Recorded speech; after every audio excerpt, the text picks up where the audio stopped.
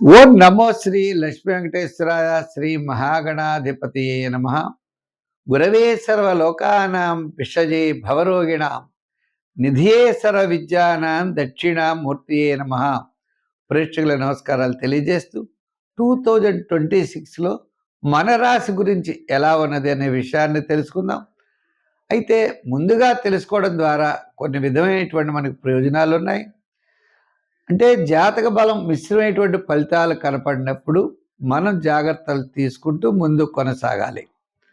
ఒక ప్రయాణం చేసేటప్పుడు రోడ్డు మీద అనుకూలంగా లేనప్పుడు మనం ఏ విధమైనటువంటి జాగ్రత్తలతో మనం ప్రయాణాన్ని సాగిస్తామో అదేవిధంగా మన జీవితంలో ఇబ్బందులు ఎదురవుతున్నాయని తెలుసుకున్నప్పుడు జాగ్రత్తలు తీసుకున్నట్లయితే ఎక్కువ ప్రమాదం జరగకుండా మనం జాగ్రత్త పడవచ్చు. అదేవిధంగా అనుకూలమైన సమయం అని తెలిసినప్పుడు మరి కాస్త వేగంగా వెళ్ళినట్లయితే మంచి ఫలితాలను కూడా పొందవచ్చు.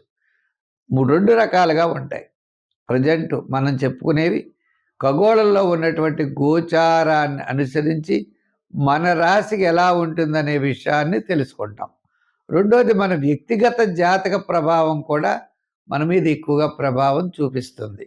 కాబట్టి మనం ఈ సంవత్సరం 2026లో మన రాశికి ఎలా ఉందో తెలుసుకుని వాటికి సులభమైన పరిహారాలు ఆచరించి మంచి ఫలితాలు పొందే ప్రయత్నం చేద్దాం. మిథున రాశి. ఈ మిథున రాశి వారికి చంద్రుడి యొక్క బలం చాలా అనుకూలంగా ఉన్నది. చంద్రుడు పంచమ, షష్ఠ, సప్తమ స్థానాల్లో సంచారం. ఈ రాశి వారికి బుధవారం నుండి శనివారం వరకు అన్నింటా విజయాన్ని సాధించగలుగుతారు. అంటే ఉద్యోగపరమైన అభివృద్ధి, రాజకీయపరమైన గుర్తింపు లభిస్తుంది. వృత్తుల పరంగా కూడా కాస్త మెరుగైనటువంటి ఫలితాలు కనపడతాయి. కుటుంబ ఆర్థిక సంతానపరమైన వ్యవహారాల్లో కాస్త మెరుగైనటువంటి ఫలితాలు వారాంతం స్పష్టంగా కనపడుతున్నాయి. మరి ఈ రాశి వారికి మనం చెప్పాలి అంటే విద్యార్థులకు కూడా మంచి గుర్తింపు లభిస్తుంది. రాజకీయ నాయకులు కూడా కొంతవరకు పర్వాలేదు.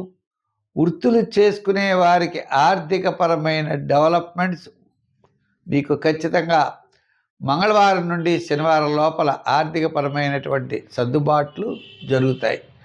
వ్యాపారాత్మకమైన విషయాల్లో కూడా మెరుగైనటువంటి ఫలితాలు ఉంటాయి. ఎలక్ట్రానిక్సు, అదేవిధంగా మరి రియల్ ఎస్టేటు, షేర్స్ వారికి, మరి జనరల్ కిరాణా, మెడికల్, ఫ్యాన్సీ, లోహ, యంత్ర, వాహన కార్మికులకి కూడా కాస్త అనుకూలమైనటువంటి ఫలితాలు ఉన్నాయి. గత 4 వారముల కంటే ఈ వారం అనుకూలంగా ఉండడం చేత దిగ్విజయంగా ముందుకు వెళ్ళేటువంటి పరిస్థితి స్పష్టంగా కనపడుతోంది. చికాకులు తగ్గుతాయి. కాస్త ఉత్సాహంగా ముందుకు వెళ్ళగలుగుతారు.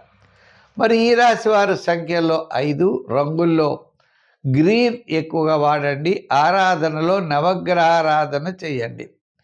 ఎక్కువ శివాలయానికి వెళ్ళడం, శివ దర్శనం చేస్తూ ఉండడం, అంతేకాకుండా శివ దర్శనంతో పాటు గురువార నియమం పాటించడం, గురు చరిత్ర, దత్తాత్రేయ చరిత్ర లాంటివి పారాయణ చేయడం ద్వారా మంచి ఫలితాలు ఉంటాయి.